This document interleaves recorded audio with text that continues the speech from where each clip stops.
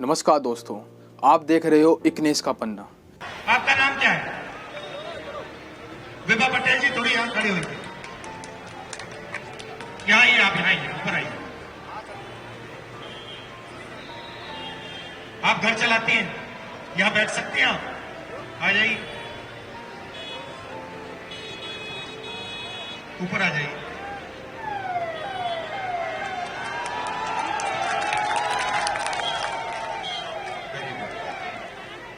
अब देखिए, तो जीएसटी से पैसा आता है।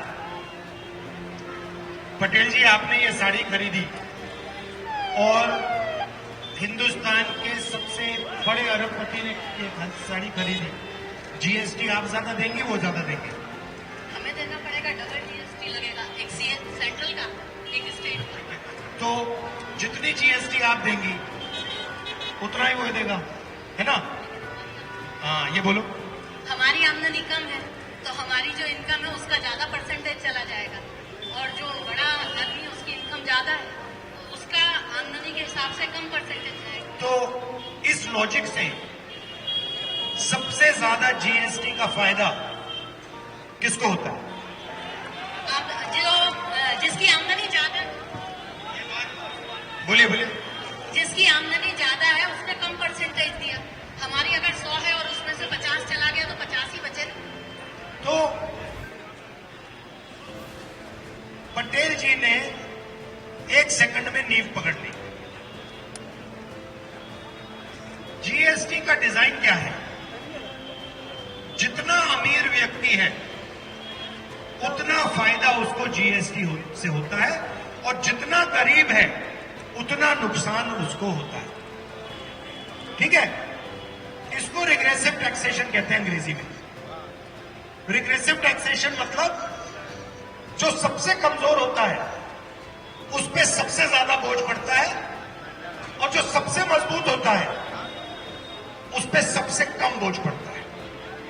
तो जीएसटी का लक्ष्य आप समझिए, गरीबों के जेब से पैसा निकालना और अमीरों के जेब में डालना है जीएसटी का लक्ष्य। अब दूसरी बात, हिंदुस्तान में पिछड़े वर्ग की आबादी कितनी है? देखो, मैंने सवाल पूछा और एग्जैक्ट जवाब कोई नहीं दे पा रहा।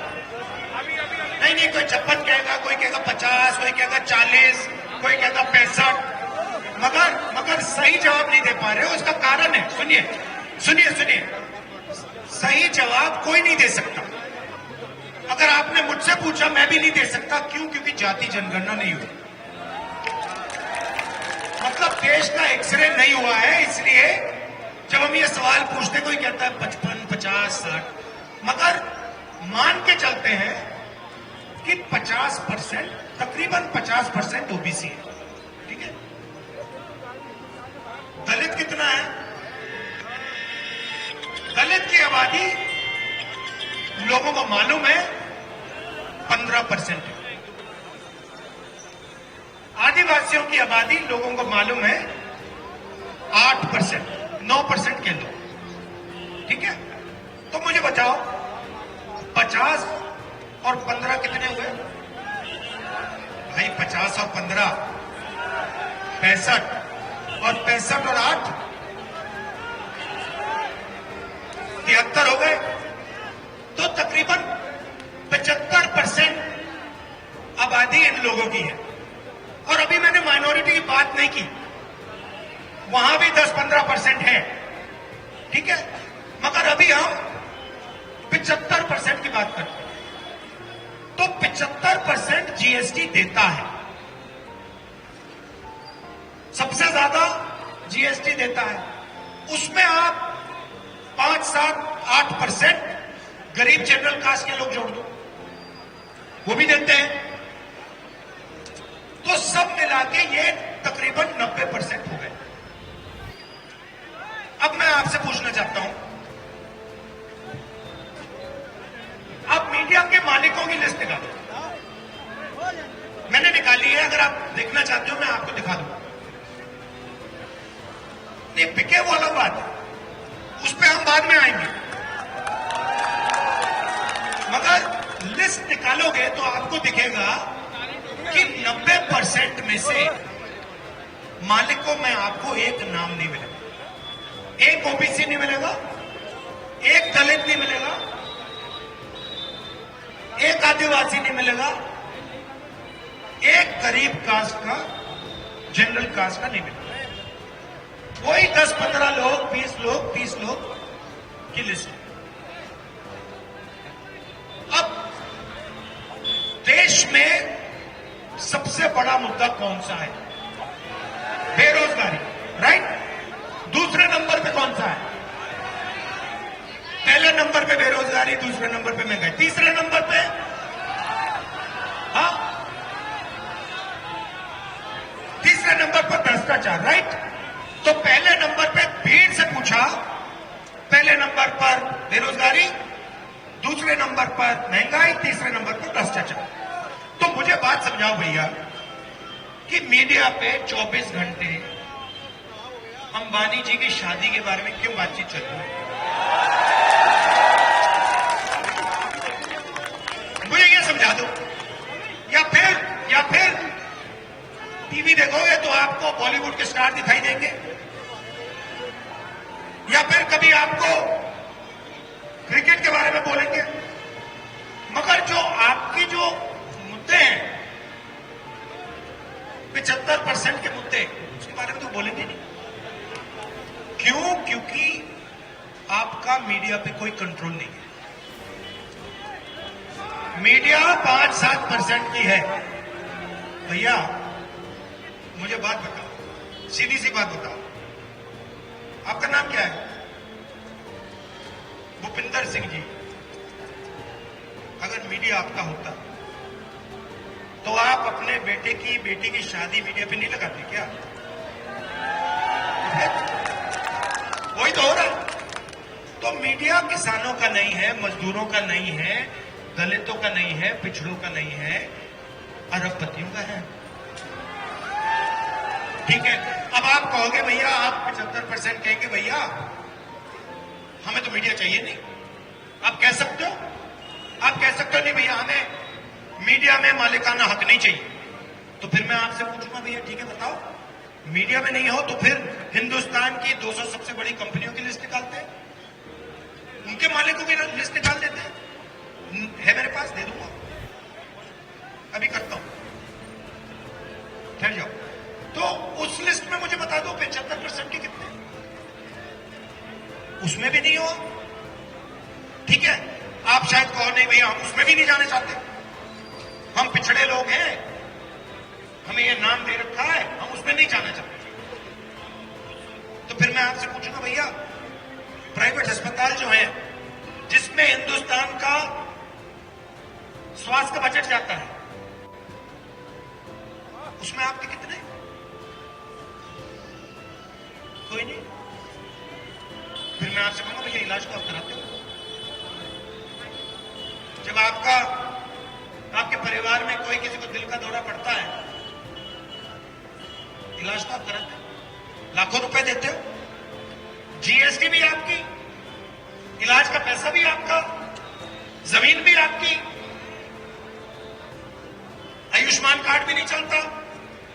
फिर आप कहोगे नहीं राहुल जी हमें ना मीडिया चाहिए, ना बड़े उद्योग चाहिए, हमें प्राइवेट अस्पताल भी नहीं चाहिए। फिर मैं आपसे कहूंगा ठीक है भैया आपने सब कुछ छोड़ दिया, स्कूल और कॉलेजेस के बारे में बता दो।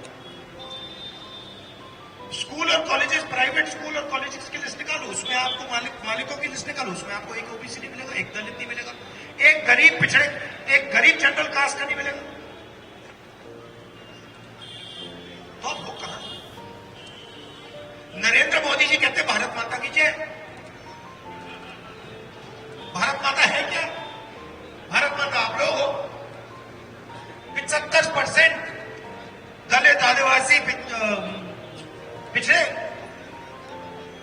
जैसे आपने बोला भारत माता की जय, उसका 75% दलित, आदिवासी, पिछड़ा, उसमें गरीब जनरल कास्ट क्या जोड़ दो 5%, 7%। तो आप भारत माता की जय में हो कहां? आपसे रोज कराते हैं, जन गण मन आप गाते हो, झंडे को सलूट देते हो, मगर आपके लोग हैं कहां? मैं बताता हूं, मनरेगा की लिस्ट निकालो, मजदूरों की लिस्ट निकालो, वहां आपको मिल जाएंगे। कॉन्ट्रैक्ट लेबर की लिस्ट निकालो, वहां आपको मिल जाएगी लिस्ट। ये जो सड़क बना रहे हैं, हाईवे बना रहे हैं, भूखे नंगे हैं, इनकी लिस्ट निकालो। इसमें आपको गरीब जनरल कास्ट का मिलेगा, पिछड़े लोग मिलेंगे, दलित आदिवासी मिलेंगे। अब पहले क्या होता था? पहले आपके लिए एक रास्ता था। कौन सा रास्ता था? सिर हिला रहे हो मगर कौन सा था? क्या नाम है तेरा? हाँ गौतम जी, खड़े हो जाए यहां पे। तेरा मैं टेस्ट लेता हूं, तेरा मैं टेस्ट लेता हूं। क्या करते हो? पढ़ाई करते हो? क्या पढ़ाई कर? कॉम्पिटिशन की तैयारी कर रहे हो? कॉम्पिटिशन की तैयारी कर रहे हो? मुझे बताओ, पहले पिछड़ों के लिए, दलितों के लिए, आदिवासियों के लिए, गरीब जनरल कास्ट के लिए कौन सा रास्ता हुआ करता? घबराओ मत, नहीं जानते हो तो कहो नहीं जानता, कोई घबराने की जरूरत नहीं जानता। पब्लिक सेक्टर, बीएचईएल, एचएल, ये एक रास्ता था, सही? हाँ। जोर से बोल भाई। ओके ओके, पहला ये था। दूसरा रास्ता था, अगर कोई देश की रक्षा करना चाहता था, सेना में जाना चाहता था, वो दूसरा रास्ता था। आर्मी में एक जवान की लिस्ट आप निकालते, उसमें आपको दिखता गरीब जनरल कास्ट के लोग, पिछड़े, दलित, आदिवासी, माइनॉरिटी सब भरे होते थे। फिर सरकारी नौकरियां होती थी, स्कूल, अस्पताल, इसमें गरीब लोगों को जॉब मिल जाती थी। मिलती थी नहीं मिलती? नहीं मिलती थी। सब रास्ते बंद कर दिए। आर्मी वाले रास्ते को अग्निवीर बना दिया। अभी बताओ, आर्मी वाले को अग्निवीर बना दिया। उसके बारे में अभी थोड़ा बताऊंगा आपको। पब्लिक सेक्टर को पूरा प्राइवेटाइज कर दिया। पब्लिक अस्पतालों को उन्हीं 20-25 लोगों के हाथ कर दिया। स्कूल कॉलेजेस को उन्हीं 30-40 लोगों को पकड़ा दिया। अब होता क्या है? आपके साथ क्या होगा मैं बताऊंगा। नाम क्या पूरा? सन्नी गौतम सर। सन्नी गौतम। देखिए मैं आपको बताता हूं होने वाला क्या है आपके साथ, और आप अकेले नहीं हो। सबसे पहले क्या होगा, आप सोचोगे कि यार मैं ऐसे करता हूं, मैं देश की सेवा करना चाहता हूं। तो जब आप 14 साल के हो, 14 साल के थे, तब आपने डिसीजन लिया कि भाई मैं क्या करूंगा, मैं सुबह उठ के रनिंग करूंगा, मैं अपनी फिटनेस बनाऊंगा, थोड़ी वेट लिफ्टिंग करूंगा, दंड बैठक, और फिर मैं आर्मी में जाने की सोचूंगा। पहला रास्ता ही है। आपको कहेंगे भैया देखो वो सब ठीक है, मगर हम हथियार अदानी को बेचना चाहते हैं। तो आप ऐसे करो, आप अग्निवीर में आ जाओ। अब आप लड़ोगे, जब आप लड़ोगे, अगर आपको गोली लग गई और आप शहीद हो गए, तो फिर हम आपसे कहेंगे भैया देखो, आपको ना हम पेंशन देंगे, ना आपको शहीद का दर्ज मिलेगा, और जो आपके साइड में खड़ा होगा उससे कहेंगे बेटा तू अग्निवीर नहीं है, तुझे हम पेंशन देंगे, तेरी हम रक्षा करेंगे, और अगर तुझे कुछ हुआ तो तुझे हम शहीद का दर्जा देंगे, और आपकी लाश पर हम हिंदुस्तान का झंडा फहराएंगे। और आपके लाश पर कोई झंडा नहीं, कोई शहीद का दर्ज नहीं। क्यों? क्योंकि आप अग्निवीर। तो वो रास्ता बंद कर दिया। आप कहोगे भैया मैं तो नहीं चाहता। और अगर आप यहां आर्मी की वहां जाए, आज वहां दिख जाएगा, और कोई नहीं जाता। कह रहे भैया हम नहीं जाएंगे। ठीक है, अब दूसरा रास्ता। अब आपने कहा यार आर्मी वाला रास्ता बंद हो गया, अब क्या करते हैं, फिजिकल वाला रास्ता बंद हो गया, अब मैं मतलब थोड़ा मेंटल पे चलता हूं, मेंटल पे चलता हूं, एग्जाम करता हूं। फिर आप एग्जाम की तैयारी करोगे जैसे आप कर रहे हो, मोबाइल फोन लेना जरा, ठहर जाओ। ये फिर आप ऐसे करोगे, देखो आप मोबाइल फोन कितने घंटे चलाते हो? कितना? सच बोलो, 4 घंटे, सच बोलो, 4-5 घंटे, सच बोलो, 5 घंटे बस, सच बोलो। अंदर 5 घंटे। 5 घंटे, ठीक है ना? पहले 2, फिर 3, फिर 4, फिर 5, तो 5 घंटे सेलफोन चलाते हो। एप्पल चला रहा है, अब आप जाओगे पढ़ाई करोगे, 2-3 साल दबा के पढ़ाई करोगे, और फिर आप एग्जाम में जाओगे, पेपर आपके सामने होगा, पेन आपके हाथ में होगा, और आपको उससे तकरीबन 1 घंटा पहले अपने मोबाइल फोन पे कोई अमीर स्टूडेंट आपको पेपर दिखा देगा, कहना ये देख तू जाने तेरी पढ़ाई जाने, तूने पूरी पढ़ाई की, मुझे कोई फर्क नहीं पड़ता, मैंने तो पेपर खरीद लिया। नहीं, कहानी वहां नहीं रुकती। फिर आप कहोगे यार मेरी जिंदगी बर्बाद कर दी। फिर आपसे कहेंगे देखो भैया अब रोजगार छोड़ो, आपका पेपर लीक हो गया, सारा मामला ठप हो गया, ये रास्ता भी बंद।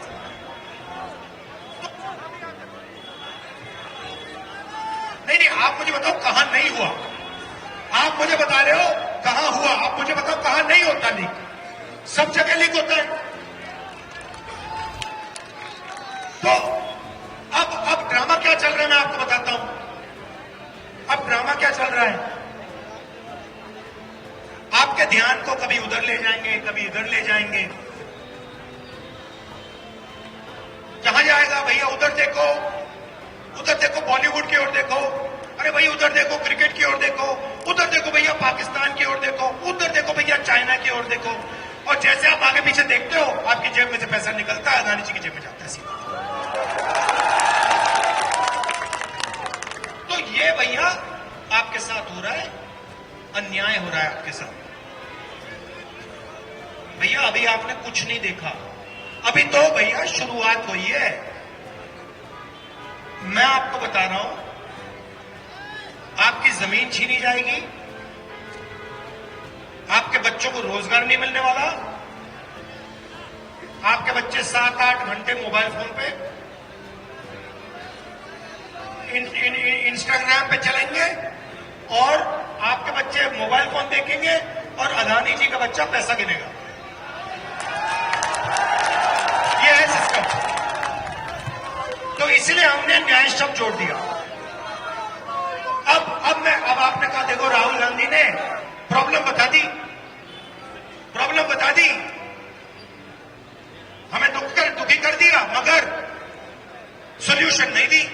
मैं आपको सॉल्यूशन देता हूं, मतलब इस गड्ढे में से निकलने का रास्ता क्या है मैं बता देता हूं।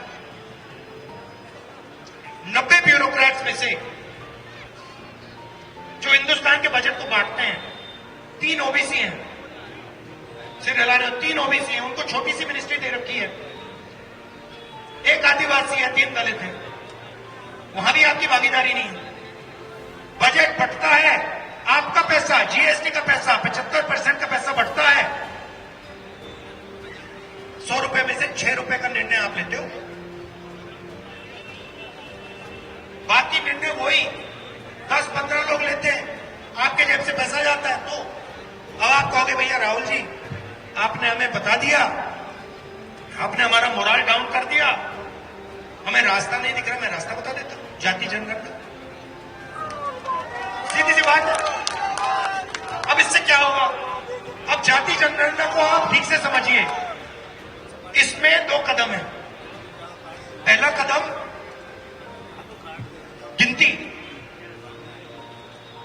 पिछड़े कितने हिंदुस्तान में, दलित कितने हिंदुस्तान में, आदिवासी कितने, जनरल कास्ट के लोग कितने, पहले गिनती।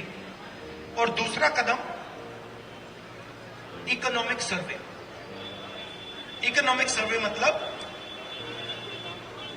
आर्थिक स्थिति किसकी, सबकी। मतलब गरीब जनरल कास्ट के व्यक्ति को पता लग जाएगा कि 2% लोग हैं, उनके पास लाखों करोड़ रुपए हैं, हमारे हाथ में कुछ नहीं आ रहा। ठहर जाओ, ठहर जाओ, ठहर जाओ। पिछड़ों को पता लग जाएगा कि भैया हिंदुस्तान की किसी भी संस्था में हमारे लोग नहीं हैं। आदिवासियों को, दलितों को, गरीब जनरल कास्ट के लोगों को पता लग जाएगा भैया ये हैं लोग, ये हैं 200, 500, 1000, 2000, 5000, 10,000 लोग जो पूरे के पूरी जीएसटी का फायदा उठा रहे हैं। वो सच्चाई बिल्कुल साफ आपके सामने पता लग जाएगा और फिर आप अपने हक के लिए, सच्ची भागीदारी के लिए खड़े हो पाओगे। अभी आपके पास डेटा ही नहीं है। 21वीं सदी है, डेटा का टाइम है, आपके हाथ में डेटा नहीं है। अब मैं कह रहा हूं भैया डेटा तो निकालो, देश को सच्चाई पता लग जाए, उसके बाद में डेटा पे कार्रवाई होगी। नरेंद्र मोदी जी कहते हैं नहीं भैया, दो ही जाते हैं, एक गरीब है, एक अमीर है। पहले कहते थे मैं ओबीसी हूं, पिछड़ी जात का हूं, अब कहते हैं ओबीसी तो है ही नहीं, अब सिर्फ गरीब है और अमीर है। और शुरू कब किया? जब मैंने बोला जाति जनगणना करनी है। उस दिन के बाद मोदी जी ने कहा हिंदुस्तान में जाति नहीं है। सही बात। 2-3 आंकड़े आपको देना चाहता हूं। मनरेगा को 1 साल के लिए चलाने में कितने पैसे लगते हैं? करोड़ों नहीं यार, करोड़ों नहीं, कुछ नहीं है। कितना लगता है? अरबों नहीं लगता। ये कितना लगता है? 65,000 करोड़ रुपए। 65,000 करोड़ रुपए का बजट है। हिंदुस्तान के गरीबों को 1 साल के लिए मनरेगा 65,000 करोड़ रुपए, ठीक है? याद रखो इसको, 65,000 करोड़ रुपए। पैसा कहां से आया? आपका। मैडम पटेल जी, आपने पैसा डाला था उसमें, टैक्स का, जीएसटी का। जब आपने ये साड़ी खरीदी, आपने उसमें मनरेगा का पैसा डाला, 65,000 करोड़ रुपए। 10 साल में नरेंद्र मोदी जी ने 100 लोगों का 16 लाख करोड़ रुपए माफ किया है।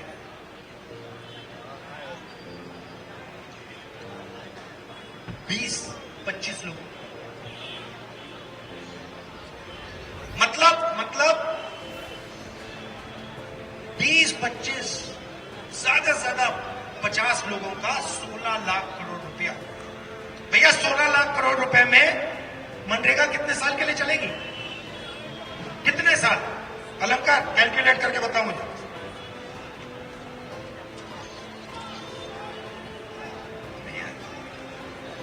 अभी बताता हूं, अभी हो रहा है काम। अब प्रेशर में आ गया, अब ये गलती कर रहा है। हाँ? 24 साल। कितना? 24 साल मनरेगा का पैसा नरेंद्र मोदी जी ने 20-25 लोगों को दे दिया। और फिर ना बताओ, वही है अदानी, अंबानी, वही है ना। अब 20-25 साल का पैसा दे दिया और फिर नरेंद्र मोदी जी पार्लियामेंट में खड़े होते हैं और कहते हैं मनरेगा बिल्कुल बेकार योजना है, इससे आदत खराब होती है। तो मेरा सवाल है, जब काम करने करने के लिए गरीब को 65,000 करोड़ रुपया दिया जाता है तो फिर उसकी आदत खराब हो रही है। मगर फ्री में 16 लाख करोड़ रुपया 20-25 लोगों को दिया जाता है तो उनकी आदत खराब नहीं हो रही क्या? उनकी आदत खराब नहीं हो रही क्या? वो आलसी नहीं बन रहे क्या? तो सारा का सारा बात देखिए, ये यहां पे पुलिस वाले खड़े हैं, आपको मालूम है नई राइफल आई है? मालूम है? देखो, आपकी राइफल पहले इंसास राइफल हुआ करती थी, है ना? 9mm की आपकी पिस्तौल होती थी, है ना? वो सरकारी कंपनी बनाती थी, इंडियन ऑर्डिनेंस फैक्ट्री वो बनाती थी। अब उनको परे कर दिया, अब नई राइफल आई है, अदानी वाली राइफल है। अब वो उसको आप ये घुमाओगे, उस पर लिखा होगा अदानी एंटरप्राइज। अच्छा, वो बनाई उसने नहीं है? नहीं, वो चलेगी। क्यों? क्योंकि मैं बताता हूं कैसे किया है, मैं समझा देता हूं, मैं जानता हूं। वो इजराइल की एक कंपनी है, उसकी राइफल ली, उसका और अदानी का जॉइंट पार्टनरशिप बना दी, और अदानी जी ने वेबसाइट खोला, कहा कि भैया देखो हम राइफल बना रहे हैं। राइफल वो इजराइल में बन रही है, इजराइल की है। अब हिंदुस्तान के सारे सैनिक, चाहे वो अग्निवीर हो, दूसरे हो, उनके पास अदानी राइफल जाएगी। ये जो हमारे पुलिस के हैं डीएस सिकरवार जी, ये भी अदानी राइफल लिए घूमेंगे। अच्छा, फिर हम कहेंगे भैया सिकरवार जी एक बात बताओ, ये जो आपकी गोलियां हैं ये कहां से आई? फिर ये आपको कहेंगे, खोल के दिखाएंगे, कहेंगे भैया ये भी अदानी की। फिर एक दिन हम पूछेंगे भैया ये जो आपने जैकेट पहना बुलेट प्रूफ वाला, ये कहां से आया? ये भी अदानी से आया। भैया भैया बूट कहां से आए? भैया वो भी अदानी से आए। अब हो क्या रहा है? अब जैसे आपका नाम क्या था, कहां गया वो? अभी करते हैं। आपका नाम क्या है? करण। अब मान लो करण ने सोचा कि यार मैं छोटी सी कंपनी चलाना चाहता हूं, मैं हिंदुस्तान की सेना के लिए हथियार बनाना चाहता हूं, तो उसको बैंक लोन नहीं देगा, उसकी मदद नहीं करेंगे। तो अदानी जी ने क्या किया? मोदी जी ने, अदानी जी ने मिलकर उनको बेरोजगार बना। जॉब किसको गई? इजराइल वाले को। माल किसका बिका? चाइना का, इजराइल का। फायदा किसको हुआ? अदानी को, चाइना के युवा को। नुकसान किसका हुआ? आप सबका। तो ये है सिस्टम। ये मैं आपको समझाना चाह रहा था, बताना चाह रहा था। आपने इतने प्यार से मेरी बात सुनी, मतलब एक शब्द नहीं बोला आपने। ये मध्य प्रदेश का मजा है। तो मैं आखिरी बात बोलना चाहता हूं, अपनी लाइफ में, सुनो, अपने लाइफ में कांग्रेस पार्टी, लोग कहते हैं कांग्रेस पार्टी की क्या विचारधारा है। मैं आपको बताता हूं, अपनी लाइफ में भाई के साथ, माता पिता के साथ, बच्चों के साथ, दूसरों के साथ नफरत के बाजार में मोहब्बत की दुकान खोलना है। हमारा काम नफरत को मिटाना है, हिंदुस्तान को जोड़ना है, रोजगार लाना है, बिल्कुल, अधर्म को हटाना। बहुत बहुत धन्यवाद। नमस्कार, जय हिंद।